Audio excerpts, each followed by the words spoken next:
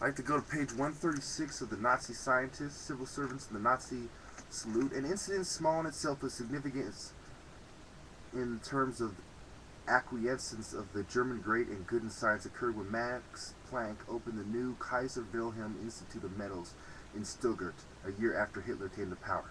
So this is talking about the traitor Jews, Max Planck, Kaiser. You can easily relate it to psychiatry and to psychology and Freud and fruitcakes like that and crazy white devils who take it to this day. As Planck's So it goes on. In a year after Hitler came to power, as Planck came to the rostrum to deliver an address, the audience watched expectantly to see whether he would start with the prescribed Heil Hitler, according to an onlooker. Planck lifted his hand half high and let it sink again. He did it a second time. Then finally the hand came up and he said, Heil Hitler. The writer, the prominent physicist P.P. Ewald, commented, looking back, it was the only thing you could do if you didn't want to jeopardize the whole Kaiser Wilhelm Gesellschaft.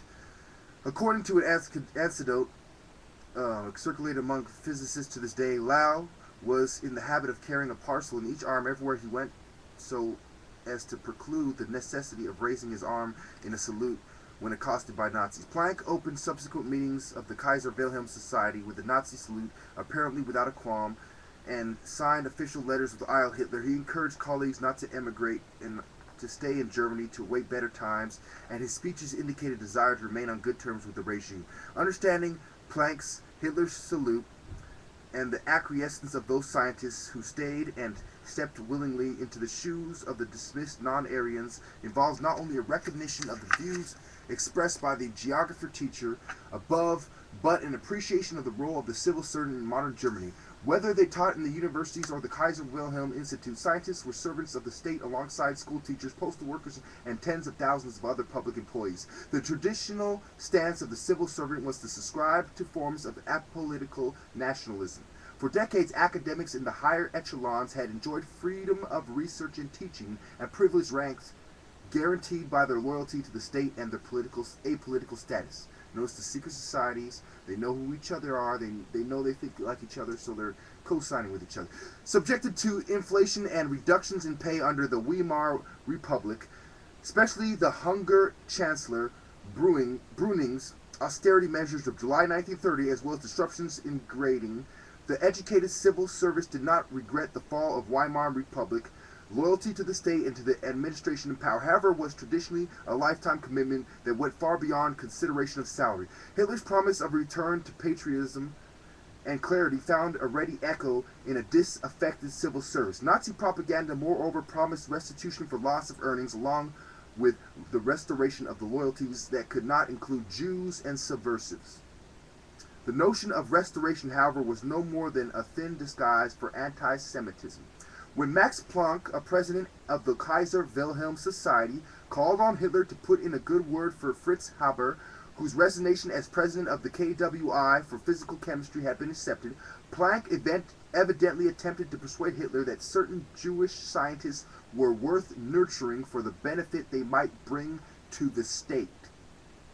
Planck's own transcript of the meeting, written in 1947, claims that he told Hitler that there were different sorts of Jews, some valuable and some valueless for mankind, among the former old families of exemplary German culture, and that one had to make distinctions in such matters. Hitler said, that's not right. A Jew is a Jew. All Jews cling together like burrs. Wherever one Jew is, other Jews of all types immediately gather. So who is in Hitler's hearers? The people who are agents for Rothschild trying to persuade him there's different kinds of Jews. Just do eugenics on the poor Jews. We go on. And the Jews who don't agree with their sect of Judaism, their Zionist bullshit.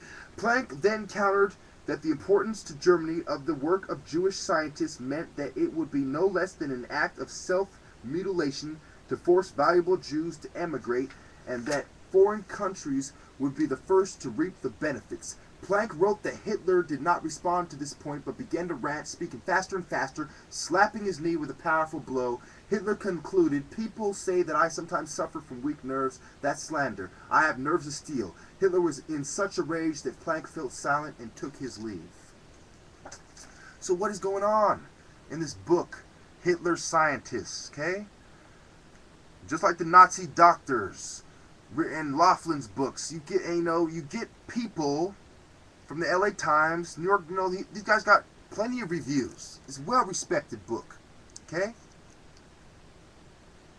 What is it talking about? It's talking about the traitor Jews and how Hitler's personal occult friends were trying to convince him that he's practicing eugenics wrong and he needs to side with certain Jews. And they were incrementally bringing them toward Rothschild's version of secret society belief. Because Hitler wasn't on the top level of the occult or of secret societies or the secret society structure. But he was high up there. And they were trying to guide him, saying, no, you're doing it wrong. You're starting to do it right, but do it our way. But they saw that his ideology was close enough to theirs that they had vested interest. And was it a coincidence that after World War II the Jews went to Palestine and Israel? No. Not a coincidence. Next video, I'm going to be getting into Malcolm X. I'm going to leave myself plenty of time for elaborations, but I'm not going to steal too much from the book. Or not going to borrow too much from the book, rather, because the sample I'm giving you is making you want to buy the book and read more, not stealing his work. I can't stress that enough. If you think I'm stealing your work, write me a letter. I will take that video down, or I will do something to make up for it, or I will cover it up in some way that makes it so I'm not stealing your work. And on that note, I'm going to end it here. Focus on what I'm saying. Watch my videos on psychiatry. There's a reason why I scored very high in the gifted school I went to as a child. There's a reason why I was tutored. There's a reason why I scored amongst the top percentile and got into the best boarding school in America as a mixed black kid, when the boarding school has the oldest member of staff is called Mr. White. Okay? There's a reason why I'm giving you this message. There's a reason why I feel that I have a right to speak on it. Everybody has the right to give their opinion. But I'm giving you the opinion of a man who's given up everything to give you this. I'm risking my future, risking my life, and Lord knows what else,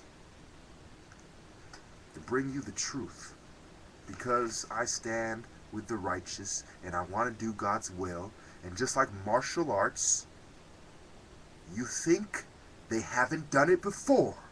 You think we, your protectors from the temples, haven't done it before. You think we haven't fought these scum before? And do you think we won't fight the scum again?